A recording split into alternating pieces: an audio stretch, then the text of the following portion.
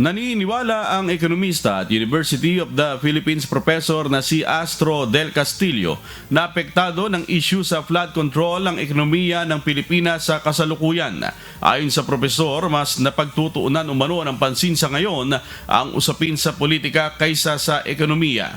At bagamat porsigido ang gobyerno sa paghabol at sa pagpapanagot ng mga sangkot sa anomalya, nararapat din na hindi maisantabi ang ekonomiya ng Pilipinas. Samantala, dahil din sa issue ng korupsyon sa proyekto ng gobyerno, tingin ng UP professor na naapektuhan nito ang pagpasok ng mga foreign investor sa Pilipinas.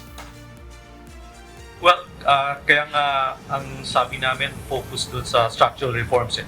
Hindi namin sinasabi na put a stop on this or take a pause or pag-ala. Hindi. Pursue talaga natin aggressively. We're for that. But sana mas ahead naman yung reforma. Kaya nga ang tanong ko sa inyo, ang tanong ko, nasaan na po tayo sa reform pace? Kung sa pakutong pace, ahead tayo, sana po, di ba, mas maayos yung reform mas nangunguna? Doon po tayo makakaakit ng investment.